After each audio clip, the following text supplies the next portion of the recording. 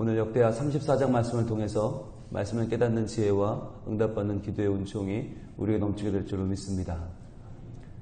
오늘 나오는 요시야는 우리가 지금까지 계속 언급했던 3대 선왕 중에 한 명입니다. 그 중에 마지막이에요. 제일 먼저는 여호사밧이 있었고, 그 다음에 히스기야가 있었고, 그리고 요시야가 있습니다. 여호사밧과 히스기야와 요시야가 3대 성군으로 굳이 꼽는 이유는 뭐라고 했어요? 북이스라엘과 남유다 통틀면 이스라엘에는 43명의 왕이 있었어요. 그런데 그 43명의 왕들을 우리는 다 성군이라고 부르지 않죠. 그 중에는 여로보암의 길로 간 사람들이 많이 있었죠. 북이스라엘은 전부 다였고, 북이스라엘은 전부 다 여로보암의 길로 갔고, 남유다도 대부분 여로보암의 길을 갔어요. 우상 숭배하고 하나님 섬기지 않고 패역한 정치를 했단 말이죠. 근데 그 중에서도 누구의 길을 간 사람들을 성군이라고 부르나요? 다윗의 길을 간 사람. 2절에 보시면 여호와 보시기에 정직하게 행하여 그의 조상 다윗의 길로 걸으며 좌우로 치우치지 아니하였다. 이것이 요시야에게 주신 하나님의 평가예요. 그렇게 다윗의 길로 걸은 사람 3명, 여호사밧, 히스기야, 그리고 요시야. 그 중에서도 다윗의 길을 걸은 건 맞는데 그 중에서도 좌우로 치우치지 아니했다는 요시야밖에 없어요. 그러면 이것은 과연 뭘까? 앞에 나왔던 여호사밧도 히스기야도 다 다윗의 길로 걸었는데 그 중에 좌우로 치우치지 않았던 사람은 왜 요시야밖에 없는 걸까요? 이것이 바로 8절 이하에 나오는 율법책을 발견한 사건 때문이에요. 하나님의 율법책을 발견하고 그 율법책을 해석해가는 과정 속에서 요시야는 하나님께 더욱더 나아가는 인생을 살았어요. 오늘 1절부터 7절까지 볼 이 우상을 없애는 종교개혁도 매우 중요한데 8절부터 끝절까지 나오는 하나님의 말씀을 발견하게 되고 그 말씀을 해석하면서 요시야는 좌우로 치우치지 않는 신앙을 갖게 되었다는 것이에요. 그러니까 우리가 바른 전통을 계승하는 것 중요해요. 그렇게 해서 우리는 좋은 길, 바른 길 갈 수 있어요. 그런데 정말 좌우로 치우치지 않는 제대로 된 길을 끝까지 가려면 그것은 우리의 결심으로 안 되고 말씀으로밖에 안 된다. 이것을 오늘 요시야는 보여주고 있습니다. 1절부터 보시면 요시야가 왕위에 오를 때 나이가 8세였어요. 굉장히 어린 나이죠. 여러분 8살. 좌우를 분별하지 못하는 나이. 그런데 그때에 왕이 됐어요. 왜 그랬나요? 왜 그랬죠? 아버지가 아몬이 그 아버지 므낫세의 악행을 본받아서 악행을 행하다가 신하들한테 죽어요. 신하들 손에 죽고 어린 왕이 준비가 안 된 상황에서 왕위에 오르죠. 이런 불행한 사건들을 우리는 유다 역사에서 여러 번 봤는데 그래도 참 다행인 건 뭐예요? 그 어린 아이가 왕이 된다는 사실이죠. 이게 북이스라엘 같으면 말도 안 되죠. 다른 나라 같아도 말이 안 돼요. 왕을 지금 못된 왕을 때려 죽이는데 그 어린 아들을 왕위에 세운다는 건 거의 불가능한 일이죠. 그러나 이것이 가능한 이유는 하나님께서 그 왕조에 주신 약속이 있었기 때문이다 라고 우리는 계속 확인하며 보고 있습니다. 자, 그렇다면 이 요시야가 어떻게 신앙을 개혁했는가? 3절부터 봅니다. 아직도 어렸을 때 곧 왕위에 앉은 지 8년, 그러니까 이제 아직 16밖에 안 됐어요. 16살 고등학생 때 그의 조상 다윗의 하나님을 비로소 찾고, 자, 다윗의 하나님을 찾았어요. 하나님이 이런 분이셨구나. 제 12년이면 이제 20살이죠. 갓 20살 된 해에 뭘 했나? 유다와 예루살렘을 비로소 정결하게 하여 그 산당들과 아세라 목상들과 아로새긴 우상들과 부업 만든 우상들을 제거하여 버리매. 자, 여러분 여기까지만 해도 다른 왕이랑 좀 비슷해요. 그냥 이렇게 했던 왕들은 있었어요. 우상을 없앤 왕들이 있었어요. 그런데 4절부터 나오는 내용은 이건 좀 특별해요. 볼까요? 무리가 왕 앞에서 바알의 제단들을 헐었으며, 여기까지는 무리가 한 거죠. 무리가 바알의 제단들을 헐었어요. 그런데 왕이, 자, 또 왕이 직접 합니다. 20살 된 왕이 직접 뭘 하나?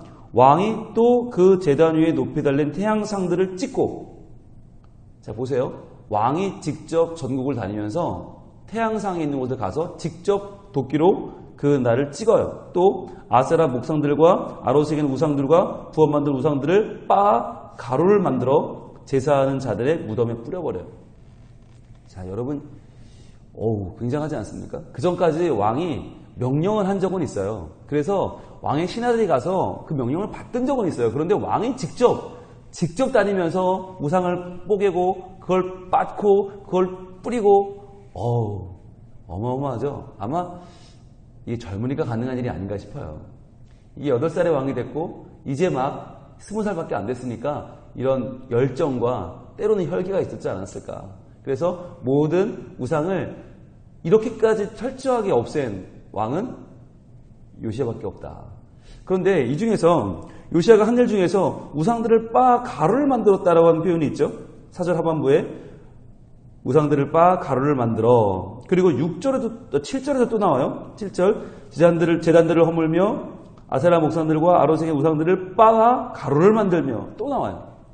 자, 빻아서 가루를 만들었다. 우상을 빻아서 가루를 만들었다. 이거 누가 했던 방법이죠? 기억나십니까? 우상을 빻아서 가루를 만든 사람. 네, 한번 볼까요? 우리 출애굽기 32장으로 갑니다. 출애굽기 32장.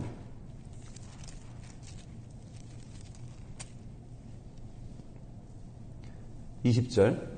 출애굽기 32장 20절에 보시면 이게 아주 오래된 누군가의 작품인데 이게 뭐냐면 바로 금송아지입니다. 금송아지를 봤을 때 어떻게 했나? 32장 20절 같이 읽습니다.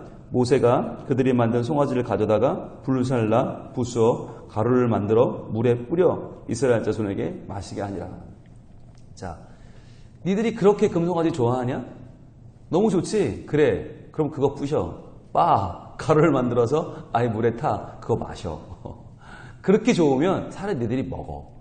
이게 여러분 이 모세가 가장 이 혈기왕성할 때의 모습이에요.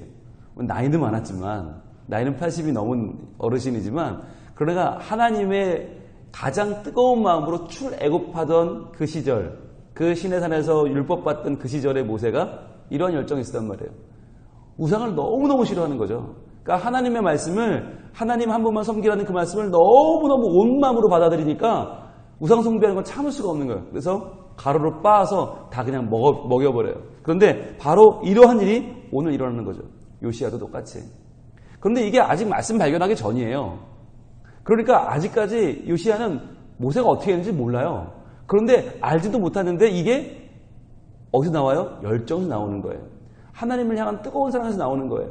어디 감히 우상을 만들고 하나님 앞에서 그 버러지 같은 우상들을 섬길 수 있느냐? 그렇게 좋으면 니들 내가 무덤에 뿌려줄게. 그리고는 빻아서 그것을 섬기던 자의 무덤에 다 뿌려버렸단 말이에요. 어마어마한 거죠. 그리고 5절입니다. 제사장들의 뼈를 제단 위에서 불살라 유다와 예루살렘을 정결하게 하였다. 여러분 제단 위에서 원래 뭘 불살라야 돼요? 제물을, 그죠? 제물을 불사르는 자리에 누구를요? 제사장들의 뼈를 제단 위에서 불살라버려요. 와, 얼마나 무서운 사람입니까? 그러니까 제사장들의 뼈가 어디 있었을까요? 그들의 무덤에 있었겠죠. 일종의 부관 참시죠. 너희들이 제사장이 하나님 섬기지 않고 감히 바알을 섬기고 아세라 섬기고 우상을 섬겨? 다 파와. 그래가지고는 제사장들의 뼈를 다 수거해서 제단에 뿌려. 그리고 불살라버려요. 어마어마한 거죠. 여러분 이런 모습을 우리가 봤다면 뭐라고 했을까요? 이렇게까지 할 필요가 있을까? 이렇게 생각하지 않았을까요? 이렇게까지 할 필요가 있을까? 그런데 하나님 평가는 어때요? 그는 다윗의 길을 따랐고 좌우로 치우치지 않았다. 이게 하나님의 평가예요.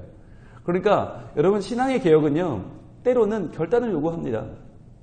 때로는 신앙의 결단은 보다 더 선명성을 요구해요. 왜냐하면 사람이란 게 나도 어제 다르고 오늘 달라요. 나도 오늘 다르고 내일 달라요. 그러니까 결심을 한다 해도 아무리 마음을 먹는다 해도 그 마음이 오래가지 않아요. 금방 상황이 바뀌고 금방 현실에 타협하고 말아요. 그러니까 어떻게 해야 되는가? 우리가 믿음의 결단을 할 때는 선명하게 해야 돼요. 명확하게 해야 돼요. 마치 이 요시야가 하는 것처럼 하나님을 선택하면 하나님도 좋고 뭐 아니어도 할 수 없고가 아니라 정말 분명하게 하나님을 선택한 믿음을 온 국민 가운데 확실하게 보여주고 그 국민들의 신앙을 끌어갈 필요가 있다고 하는 것이죠. 자, 그런데 그걸 어디서 했느냐? 6절. 또 므낫세와 에브라임과 시므온과 납달리까지 사면 황폐한 성읍에도 그렇게 행하였다. 자, 므낫세와 에브라임 이쪽으로 한번 가보시고요. 므낫세와 에브라임은 어디입니까? 므낫세와 에브라임은 북쪽은 북쪽인데 중부지방이에요. 중부지방. 므낫세, 에브라임은 중부지방. 시므온은 어디냐? 시므온은 제일 남단이에요. 사실 시므온 지파는 유다 지파의 새빵살이하는 지파예요. 그러니까 유다 지파 사이에 스며들어 있어요. 제일 남쪽이에요. 시므온 제일 남쪽이고. 납달리는 어디냐? 납달리 우리 잘 알죠? 공부 많이 했잖아요. 갈릴리죠. 갈릴리. 저 북쪽이죠. 그러니까 어디서 있냐면 중부지방과 최남단 지방과 저 북방지방까지 온 나라를 다 한 거예요. 온 나라를 다 다니면서 왕이 직접 우상을 뽀개고 빻아서 뿌리고 이걸 왕이 직접 했단 말이에요. 자, 그걸 어디까지 했냐? 사면 황폐한 성읍들에도 그렇게 행했다. 황폐한 성읍이 어디죠? 바로 멸망한 이스라엘이죠. 북이스라엘. 멸망한 나라들을 다니면서 이걸 했단 말이에요.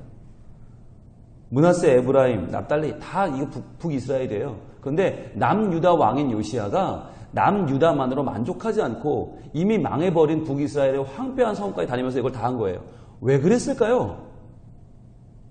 그는 남유다 왕인데 왜 남의 나라까지 가서 왜 망해버린 폐허를 해치면서 우상을 다 일일이 뽀겠을까요? 이게 중요한 거예요. 이게 여기에는 두 가지 원인이 있어요. 근데 이 두 가지 원인 중에는 물론 두 번째 원인이 훨씬 더 큰 비중을 차지합니다. 먼저 첫 번째부터 보고 갈까요? 왜 그랬나? 그는 왜 이렇게 투철한 신앙을 가지고 최선을 다해서 열심히 일을 행했나? 왜 북이스라엘까지 막 다니면서 자기 나라를 초월해서 이렇게 귀한 열심으로 하나님의 신앙을 지키고 우상을 타파했는가? 첫 번째 원인은 뭐냐면 그에게 하나님의 말씀을 증거하는 선지자들이 있었다는 거예요. 그가 아직 성경 두루마리를 발견하기 전이에요. 그런데 성경의 두루마리를 발견하기 전부터 그에게 누가 있었나? 하나님의 음성을 들려주는 선지자들이 있었어요. 누구였나? 한번 볼까요? 예레미야 1장 2절. 그 유명한 선지자 예레미야. 그 예레미야 1장 2절에 보면 눈물의 선지자라고 알려져 있죠. 남유다가 망할 때, 남유다가 망하던 그때 눈물을 흘리면서 그 마지막을 지켜봤던 예레미야. 아마도 열왕기 상하를 기록한 사람이 예레미야일 것이다 라고 다들 말하는데 그 예레미야가 언제적 사람이냐? 자, 예레미야 1장 2절 같이 읽습니다. 시작. 아몬의 아들 유다왕 요시야가 다스린 지 13년에 여호와의 말씀이 예레미야에게 임하였고 그랬어요. 그러니까 예레미야가 요시야 13년에 하나님 말씀이 임해서 이때부터 본격적으로 사역을 합니다. 이 사람이 가장 영향을 준 왕이 누구냐? 요시야죠. 요시야의 이 어마어마한 신앙의 결단에 가장 옆에서 동조한 사람이 누구냐? 예레미야인데 그런데 예레미야는 누구냐면 1절에 보시면 베냐민 땅 아나돗의 제사장 중 힐기야의 아들이에요. 그게 예레미야예요. 그러니까 예레미야는 어디 사람이냐? 시골 사람이에요. 시골 사람. 베냐민 땅 아나돗은 이름 없는 지방이에요. 시골 사람, 아주 지방 사람. 그런데 이 지방 사람이 요시야에게 영향을 미쳤고 또 누구에게? 3절 요시야의 아들 유다의 왕 여호야김 시대부터 요시야의 아들 유다의 왕 시드기야의 11년 말까지. 이게 언제냐? 이게 유다가 망할 때예요. 그러니까 요시야의 아들들이 계속 이어서 왕이 되는데 여호야김 지나서 시드기야, 마지막 왕인 시드기야 때까지 누가 있었나? 바로 예레미야가 하나님의 말씀을 증거한 것이에요. 그러니까 눈물의 선지자, 가장 아픈 마음으로 열왕기 상하를 기록했던 예레미야가 요시야에게 영향을 주었다. 그리고 또 한 사람이 있어요. 누가 또 그랬나? 스바냐 갑니다. 스바냐 1장 1절. 자, 여러분 스바냐는요. 스바냐하고 스가랴가 좀 다르죠? 네. 스바냐 1305쪽에 있습니다. 1305쪽 스바냐는 뭘로 유명하냐면 너의 하나님 여호와가 너의 가운데 계시니 그 찬양 가사로 유명한 사람이 스바냐 선지자인데 그 스바냐 선지자 자 1305쪽 봅니다. 스바냐 1장 1절 시작. 아몬의 아들 유다왕 요시야의 시대에 스바냐에게 임한 여호와의 말씀이라. 스바냐는 히스기야의 현손이요 아마랴의 증손이요 그다랴의 손자요 구시의 아들이었더라. 자, 스바냐는 아까 예레미야하고는 달라요. 예레미야는 시골 사람, 스가랴는 왕족이에요. 왕족. 히스기야의 현손이에요. 그러니까 굉장히 차이가 나죠. 이 사람은 어마어마한 사람이죠. 그런데 요시야는 시골 출신 이름 없는 예레미야의 조언도 받았고, 그리고 왕족이었던 스바냐 선지자의 조언도 받았어요. 그래서 왕실에서의 개혁이 얼마나 중요한지도 배웠고, 또 지방, 저 멀리 우리 국가의 곳곳에서 벌어지고 있는 우상 숭배에 대해서도 듣고 그 우상들을 어떻게 없애야 되겠다는 생각도 갖게 되었다는 것이죠. 그래서 요시야의 신앙개혁의 에너지, 가장 핵심적인 에너지 중에 하나는 뭐냐? 바로 선지자들이 옆에 있었다. 그 선지자들의 말에 귀를 기울였다는 것인데, 이제 마지막 두 번째죠. 이게 더 중요하다고 그랬죠. 그러면 왜 요시야는 이렇게 열심히 우상을 없앴는가? 여러분 생각해 보세요. 오늘이 몇 장이에요? 34장이에요. 35, 36이면 끝나요. 유다가 끝나요. 자, 요시야의 아들들 때에서 이스라엘은 멸망해버려요. 그럼 우리가 볼 때, 아니, 우리가 하나님이면 그냥 망하게 두지 뭐하러 막판에 이렇게 요시야 같은 왕을, 그것도 다윗의 길로 행하여 좌우에 치우치지 않는 이런 정말 열정적인 신앙의 개혁자를 왜 이 말년에 이 망해가는 나라에 배치하는 겁니까? 하나님 뜻이 정말 이상하지 않습니까, 여러분? 하려면 좀 멀쩡히 앞에서 하던가. 왜 이렇게 뒤에, 왜 이렇게 마지막에, 이제 곧 촛불이 꺼져가는데 심지가 꺼지는 촛불에 하나님은 왜 요시야를 두는 겁니까? 하나님 참 취미도 이상하지 않으세요? 여기서도 어떻게 봐야 되는 겁니까? 이 이유가 뭐냐? 이게 바로 아주 중요한 이유가 있어요. 아주 중요한 이유. 유다가 망해가는 이 순간 요시야가 있어야 되는 이유가 있어요. 요시야가 나라가 망하는 이 순간에 최선을 다해서 우상을 부시고 타파하고 하나님의 말씀을 발견하고 새롭게 정말 제사장들의 뼈를 번제에 위해서 불살라 버려야 할 이유가 있어요. 그게 뭐냐? 바로 하나님의 예언이 있었기 때문이에요. 열왕기상 13장으로 갑니다. 열왕기상 13장. 열왕기상 13장은 바로 남북이 처음 갈라지고 자, 13장 1절 봅니다. 처음 갈라지고 북이스라엘의 첫 임금인 여로보암이 남유다로 사람들이 내려가는 걸 막아보려고 어떻게든 자기의 세를 키워보려고 고민하다가 이렇게 하면 되겠다. 베델과 단에 우상재단을 쌓아요. 근데 이건 우상재단이 아니라 성전이었어요. 예루살렘으로 갈 필요 없다. 여기서 제사해라. 그리고 베델과 단에 성전을 만들고 어떻게 했나? 1절 13장 1절 보라 그때에 하나님의 사람이 여호와의 말씀으로 말미암아 유다에서부터 베델에 이르니 마침 여로보암이 제단 곁에 서서 분향하는지라. 자, 보라 그때에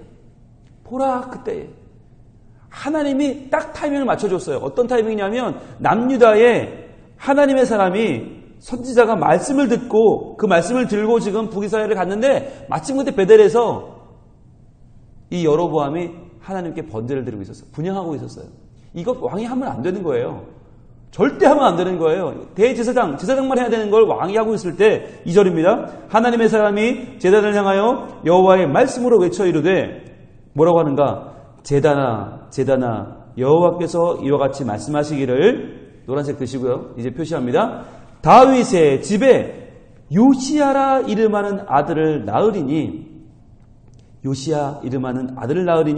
그가 뭘 하냐? 내 위에 분향하는 산당 제사장을 내 위에서 제물로 바칠 것이요 또 사람의 뼈를 내 위에서 사르리라 하셨느니라 하고 이 예언을 합니다.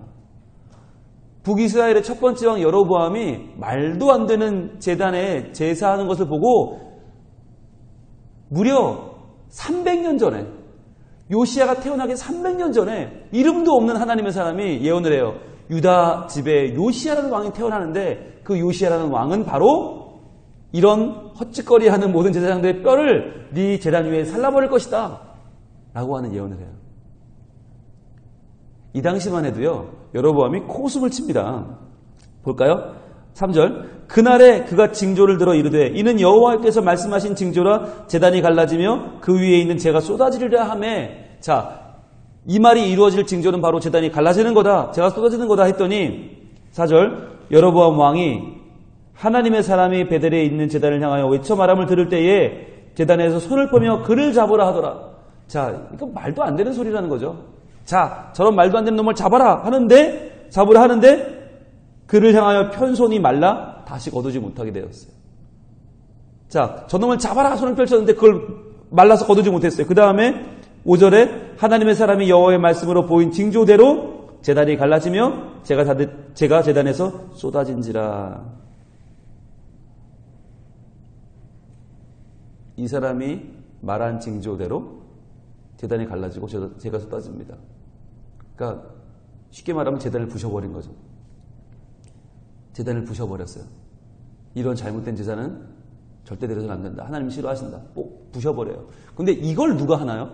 이 예언, 잘못된 제사장들의 뼈를 네 위에 살라버릴 것이다. 그 예언을 오늘 300년 후에 유다왕 요시야가 그대로 행합니다.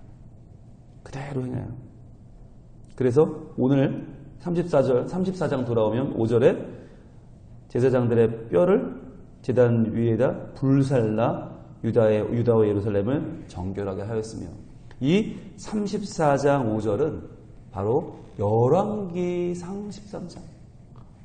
말도 안 되는 그 일이 예언되었던 무려 300년 전의 예언이 이루어지는 현장입니다. 그래서 요시야가 있어야 되는 거예요. 그래서 요시야가 이러한 일들을 행해야 되는 거예요. 왜? 하나님의 말씀의 신실함 때문입니다. 그래서 하나님은 이 망해가는 이스라엘 가운데 다시 한번 요시야를 보내셔서 하나님의 말씀이 얼마나 확실하게 이루어지는지를 보여주고 계신 것입니다. 역대기 기자에게 이것이 왜 중요합니까? 바로 돌아온 이스라엘 사람들, 포로기에서 돌아온 이스라엘 사람들이 이제 다시 한번 자기의 인생을 재건하는 데 있어서 제일 중요한 건 하나님의 신실하심이에요. 하나님의 언약을 이루시는 하나님의 신실하심이 아니면 그들은 그 황폐한 폐허 위에서 아무것도 할 수 없어요.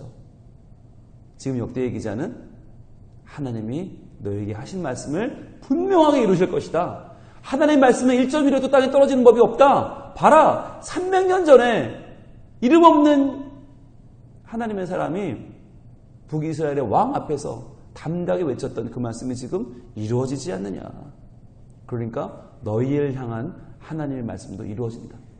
용기를 내라, 힘을 내라, 하나님이 너희와 함께 하신다 라고 하는 메시지를 지금 역대기 기자는 이 마지막까지, 이제 곧 펜을 놓는 그 마지막 순간까지 이스라엘 백성들에게 온 몸과 마음으로, 온 존재로 외치고 있는 것입니다. 여러분, 세상 살기 힘들죠? 마음대로 되지 않죠? 그럴지라도 기억하십시오. 하나님의 말씀은 신실하셔서 하나님의 말씀은 응답이 되고 하나님의 말씀은 이루어지고 하나님의 말씀은 우리 삶을 하나님의 뜻대로 인도하실 줄로 믿습니다. 내가 인도하는 거 아니고요. 내가 가는 거 아닌데요. 오늘 우리 찬양한 것처럼 나의 갈 길을 다 가도록 예수 인도하심. 무슨 일을 만나든지 만사 형통한 이유는 뭐예요? 내가 잘해서가 아니에요. 하나님의 말씀이 이루어지기 때문입니다. 오늘 귀한 한 주를 마감하면서 이제 내일 주일을 준비하는 날입니다. 하나님, 말씀을 기대합니다. 말씀을 소망합니다. 그 말씀이 내 삶 가운데 이루어지는 주의 백성, 하나님 자녀로 살 수 있도록 내게 말씀 허락하시고 말씀을 신뢰하게 하시고 그 말씀이 내 삶 가운데 분명히 이루어지는 응답받는 인생이 되게 하여 주시옵소서. 기도하며 나갈 때에 하나님 반드시 우리와 함께 하시고 우리에게 필요한 말씀을 주시고 그 말씀을 깨닫게 하시고 그 말씀을 이루어가는 하나님의 사람으로 우뚝 세우실 줄로 믿습니다. 기도하겠습니다. 하나님, 이제 유다가 풍전등화처럼 이제는 꺼져가는 심지 같은 마지막 운명인데, 이러한 때에도 하나님은 요시야를 보내셔서 우상을 타파하고 하나님을 믿고 말씀을 발견하는 놀라운 신앙의 역사들을 이루게 하십니다. 하나님, 그 이유는 바로 선지자들과 함께 하나님 말씀이 살아 숨쉬는 왕조를 끝까지 만들어 보려는 모습이었고, 또한 그것은 하나님의 약속이 이루어지는 하나님 말씀이 신실하게 이 땅 가운데 보여지는 하나님의 약속이, 하나님의 언약이 이루어지는 현장이었기 때문입니다. 하나님, 우리가 하나님 말씀을 받을 때 이렇게 반드시 이루어지는 하나님의 약속, 하나님의 언약으로 이 말씀을 받게 하시고, 그냥 우리 삶을 조금 더 낫게 하는 말씀이 아니라 나를 살리는 말씀, 나를 하나님께로 인도하는 말씀, 나를 다시 한번 하나님의 사람으로 굳건히 세우는 놀라운 말씀인 줄 믿어 저희들 이 말씀 가운데 길을 찾고, 이 말씀 가운데 주의 영광을 보고, 이 말씀 가운데 우리의 앞날을 계획하고 열어가는 주의 백성으로 살게 하여 주시옵소서. 주님, 내일은 주일입니다. 잘 준비하게 하시고 하나님 말씀을 받아 그 말씀대로 우리 인생을 헌신하는 복된 주의 백성으로 살게 하여 주시옵소서. 또한 오늘 우리 단계선교팀 캄보디아 단계선교를 마치고 복귀합니다. 하나님, 안전하게 돌아오는 그 순간까지도 지켜주시고, 돌아온 후가 더 중요합니다. 한 주간 주셨던 그 귀한 은혜를 그들의 삶 가운데 되새기면서 감사하며 찬양하며 더욱 말씀을 의지하고 말씀을 증거하며 살아가는 우리 모든 대원들이 되게 하여 주시옵소서. 주님, 우리의 기도를 들어주셔서 감사합니다. 하나님께서 더욱더 우리 교회 말씀을 신뢰하는 교회가 되게 하시고 말씀을 증거하는 교회 되게 하시고, 특별히 다음 세대들이 그러한 믿음의 선봉에서는 다음 세대를 부지런히 세우고 기르는 우리 성민 가족들이 되게 하여 주시옵소서. 예수님 이름으로 기도합니다. 아멘.